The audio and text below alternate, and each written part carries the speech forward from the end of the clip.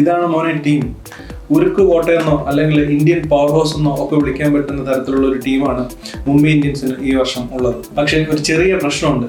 അത് playing Eleven പറയുമ്പോൾ നമുക്ക് ഡിസ്കസ് ചെയ്യാം. റിട്ടൻഷന്റെ ടൈമിൽ തന്നെ മുംബൈ ഇന്ത്യൻസ് അവരുടെ ടീം സ്ട്രോങ് ആക്കി കഴിഞ്ഞിരുന്നു. ഇപ്പോൾ നോക്കുവാണെങ്കിൽ രോഹിത് ശർമ്മ, തിലക് വർമ്മ, സൂര്യകുമാർ യാദവ്, ഹർദിക് പാണ്ഡ്യ, ബൂംറ, ഇത്രയും സ്ട്രോങ് ആയിട്ടുള്ള ഒരു കോർ അപ്പൊ തന്നെ അവരുടെ കയ്യിലുണ്ട്. ഇപ്പോൾ കഴിഞ്ഞ കുറച്ച് വർഷങ്ങളായിട്ട് നോക്കുവാണെങ്കിൽ മുംബൈ ഇന്ത്യൻസിനെ സംബന്ധിച്ച് ഏറ്റവും വലിയ പ്രശ്നം അവരുടെ ബോളിംഗ് ആയിരുന്നു. ആ പ്രശ്നം നല്ല ഭംഗിയായിട്ട് പരിഹരിക്കാൻ ഈ ഓപ്ഷനോട് കൂടി മുംബൈ ഇന്ത്യൻസിന് സാധിച്ചിട്ടുണ്ട്. ട്രെന്റ് ബോൾട്ട്, ദീപക് ചാഹർ, അല്ല ഗസൻഫർ, അതുപോലെ തന്നെ മിച്ചൽ സാറ്റ്നർ, ഇങ്ങനെ 4 പേരെയാണ് ഓൾറെഡി ബൂംറയും ഹർദിക് പാണ്ഡ്യയും ബോൾ ചെയ്യുന്ന ഒരു ടീമിലേക്ക് ഇവർ ഈ ഓപ്ഷനിൽ വിളിച്ചെടുത്തിരിക്കുന്നത്. ബാറ്റിംഗിലേക്ക് നോക്കുവാണെങ്കിൽ ബാംഗ്ലൂരിന് കൈ കൊടുത്തിട്ട് അവർ ടീമിലേക്ക് കൊണ്ടുവന്നിരിക്കുന്നത് ഏറ്റവും മികച്ചൊരു ബാറ്റ്സ്മാനാണ് വിൽ ജാക്സനെ. അതുപോലെ തന്നെ സൗത്ത് ആഫ്രിക്കയുടെ റിക്കിൾട്ടൺ, ന്യൂസിലൻഡിന്റെ ബെവോൺ ജേക്കബ് എന്നിവരെയും മുംബൈ ഈ വർഷം ടീമിലേക്ക് എത്തിച്ചിട്ടുണ്ട്. മറ്റ് പ്രശ്നങ്ങളെക്കാളൊക്കെ മുംബൈയിൽ കഴിഞ്ഞ വർഷം സത്യം പറഞ്ഞാൽ ഏറ്റവും വലിയൊരു പ്രശ്നമായിട്ട് നിന്നത് ലീഡർഷിപ്പിലുള്ള ഒരു ഭിന്നിപ്പും ഒരു അലോസരമൊക്കെ ആയിരുന്നു. അതായത് ഹർദിക് പാണ്ഡ്യ ക്യാപ്റ്റനായിട്ട് വന്നതിന് ശേഷം അവരുടെ ലീഡർഷിപ്പിൽ ചെറിയ അലോസരങ്ങളും പ്രശ്നങ്ങളൊക്കെ പുറത്തുനിന്ന് നോക്കുന്നവർക്ക് ഒരേ വിസിബിൾ ആയിട്ടുള്ള രീതിയിൽ കഴിഞ്ഞ വർഷം കാണുന്നുണ്ടായിരുന്നു. പക്ഷേ ഈ വർഷം നമുക്ക് നോക്കുമ്പോൾ അവരുടെ കോർ ഇന്ത്യൻ പ്ലേയേഴ്സ് തമ്മിൽ നല്ല ഒത്തൊരുമയാണ് കാണാൻ പറ്റുന്നത്. T20 വേൾഡ് കപ്പിന്റെ ഫൈനലോട് കൂടി ഇവർ തമ്മിൽ അഥവാ എന്തെങ്കിലും ഈഗോസോ എന്തെങ്കിലും പ്രശ്നങ്ങളോ ഉണ്ടായി തന്നെ അതെല്ലാം ഉരുകി ഒലിച്ചു പോയി എന്ന് തന്നെ വേണം നമുക്ക് മനസ്സിലാക്കാൻ. കാരണം അന്നത്തോടു കൂടി ഇവരുടെ അത്ര ജെല്ലായി, ഇമോഷണലി അത്ര വീണ്ടും ഇവർ കണക്ട് ആയി. കാരണം ഇവർക്കെല്ലാം അത്രത്തോളം ഇമ്പോർട്ടൻ്റ് ആയിരുന്നു T20 വേൾഡ് കപ്പിന്റെ ആ വിജയം എന്ന് പറയുന്നത്. അപ്പോൾ ഈ വർഷം ഈ ലീഡർഷിപ്പ് റോളിലുള്ള എല്ലാവരും ഒത്തൊരുമയോടെ ഒരുമിച്ച് നിന്ന് കഴിഞ്ഞാൽ ഈ വർഷം മറ്റെല്ലാ ടീമുകളും ഇവരോട് കളിക്കുമ്പോൾ ഒന്ന് വിയർക്കേണ്ടി വരും. നമുക്ക് എന്നാലും ഇവരുടെ 11 ഒന്ന് നോക്കാം. എൻ്റെ അഭിപ്രായത്തിൽ രോഹിത് ശർമ്മയുടെ കൂടെ വിൽ ജാക്സ് ആയിരിക്കും ഓപ്പൺ ചെയ്യുന്നത്.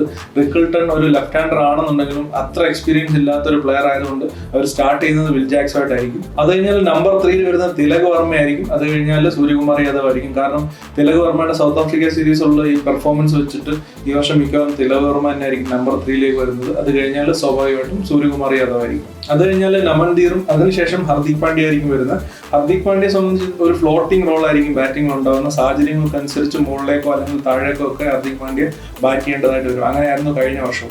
ഓപ്പണിംഗിൽ റിക്കിൾട്ടണിന് പകരം വിൽ ജാക്സ് കളിക്കുന്നതുകൊണ്ട് തന്നെ Indian wicket keeper Robin Minz കളിക്കേണ്ടതായിട്ട് വരും. അപ്പോൾ ഹർദിക് പാണ്ഡ്യ കഴിഞ്ഞാൽ റോബിൻ മിൻസ് ആയിരിക്കും ബാറ്റിംഗ് ഓർഡറിൽ വരുന്നത്. നമ്പർ 8 ദീപക് ചാഹർ നന്നായിട്ട് ബാറ്റ് ചെയ്യുന്ന ഒരു ബാറ്റ്സ്മാനാണ്. അതുപോലെ തന്നെ സാറ്റ്നർ കളിക്കുന്ന മാച്ചുകളിൽ നമ്പർ 9 വരയ്ക്കും ഇവർക്ക് ബാറ്റിംഗ് ഉണ്ടാവും എന്നുള്ളതാണ് ഒരു വേറെ പ്രത്യേകത.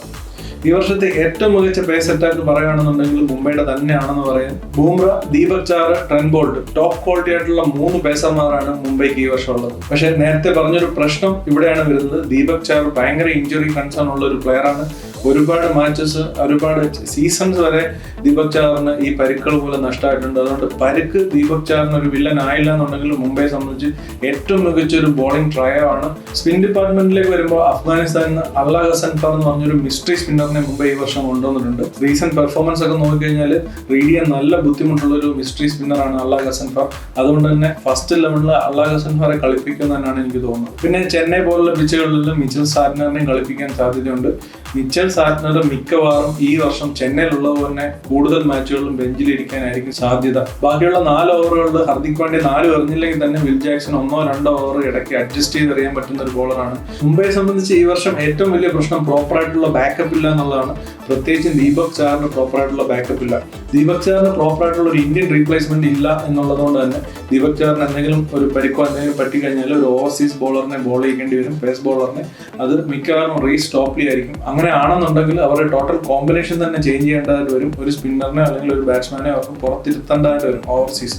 അത് അവരുടെ ടോട്ടൽ പ്ലേയിങ് ഇലവന്റെ ബാലൻസിനെ തന്നെ ബാധിക്കാനായിട്ട് സാധ്യതയുണ്ട്. ഈ ഒരു പ്ലേയിങ് ഇലവൻ കളിപ്പിക്കുമ്പോൾ ഗുണം എന്താണെന്ന് വെച്ചാൽ പിന്നിനെ വേണമെന്നുണ്ടെങ്കിൽ സാറ്റ്നറിനെ നമുക്ക് കൊണ്ടുവരാം, ഇല്ല പേസ് വേണമെന്നുണ്ടെങ്കിൽ റീസ് ടോപ്ലി നമുക്ക് കൊണ്ടുവരാം, ഇല്ല ഒരു ബാറ്റിംഗിൽ ഒരു പ്രശ്നം വേണമെന്നുണ്ടെങ്കിൽ ബെവോൺ ജേക്കബിനെ നമുക്ക്, അതായത് ഓവർസീസ് പ്ലേയേഴ്സിനെ ഇമ്പാക്ട് സപ്പായിട്ട് യൂസ് ചെയ്യാൻ പറ്റും. ഈ ഒരു പ്രോപ്പറായിട്ടുള്ള ഒരു പ്ലേയിങ് ഇലവൻ കളിച്ച് കഴിഞ്ഞാൽ ഇത്രയും ഡേഞ്ചറസ് ആയിട്ടുള്ള ഒരു ടീം IPL വേറെ ഇല്ല. അതായത് T20 ഏറ്റവും മികച്ച ബാറ്റ്സ്മാനായ രോഹിത് ശർമ്മ, അത് കഴിഞ്ഞാൽ തിലക് വർമ്മ, ഇപ്പൊ ഏറ്റവും കൂടുതൽ ഫോമിലുള്ള ഒരു ബാറ്റ്സ്മാനാണ്. Suryakumar Yadav T20 number 1 batsman, Hardik Pandya T20 number 1 all rounder, Jasprit Bumrah top class bowler. ഇത്രയും ഒരു സ്ട്രോങ് ആയിട്ടുള്ള ഇന്ത്യൻ കോറുള്ള ഒരു ടീം വേറെ ഇല്ല. അതുപോലെ തന്നെ അവരിപ്പോൾ എടുത്തിരിക്കുന്നത്, പ്രത്യേകിച്ച് 11 കളിക്കാൻ എടുത്തിരിക്കുന്ന പ്ലേയേഴ്സ് എല്ലാം എക്സെപ്ഷനിലാണ്. വിൽ ജാക്സ് ആയാലും സാറ്റ്നർ ആയാലും അല്ല ഗസൻഫർ ആയാലും ഒക്കെ. പക്ഷേ ഇവർക്കെല്ലാം ഒരു പ്രശ്നമുള്ളത് ബാക്കപ്പ്, എന്തെങ്കിലും ഒരു പ്രശ്നം പറ്റി അവർക്ക് ഒരു ബാക്കപ്പ് പ്രോപ്പറായിട്ട് ഇല്ല എന്നുള്ളത് മുംബൈ സംബന്ധിച്ചൊരു വലിയ പ്രശ്നമാണ്. അങ്ങനെ ഒന്നും സംഭവിക്കാതിരിക്കട്ടെ. അങ്ങനെ ഒന്നും സംഭവിച്ചില്ല എന്നുണ്ടെങ്കിൽ മുംബൈ 100% പ്ലേ ഓഫ് കയറാൻ സാധ്യത ഉള്ള ഒരു ടീം തന്നെയാണ്. അതുപോലെ തന്നെ വിഘ്നേഷ് പുത്തൂർ എന്ന് പറഞ്ഞൊരു മലയാളി പ്ലെയറും ഈ വർഷം മുംബൈയുടെ കൂട്ടത്തിലുണ്ട്. ഒരു ലെഫ്റ്റ് ഹാൻഡ് റിസ്റ്റ് സ്പിന്നറാണ്. അപ്പോൾ മുംബൈ ടീമിന്റെ ഈ വർഷത്തെ റേറ്റിംഗ് പറയുകയാണെങ്കിൽ ഞാൻ കൊടുക്കുന്ന 8.75 ആണ്. ഉറപ്പായിട്ട് 9 കൊടുക്കാൻ പറ്റുന്ന ഒരു ടീമാണ്. പക്ഷേ ഈ രാഹുൽ ചാറിന്റെ ഇഞ്ചറി കൺസേൺസ് ഉള്ളതുകൊണ്ടും പ്രോപ്പറായിട്ടുള്ള ഒരു ബാക്കപ്പ് ഇല്ലാത്തതുകൊണ്ടും മാത്രമാണ് 8.75 എന്ന് പറയുന്നത്. അപ്പോൾ മറ്റൊരു ടീമിന്റെ റിവ്യൂമായിട്ട് വീണ്ടും കാണാം. ബൈ.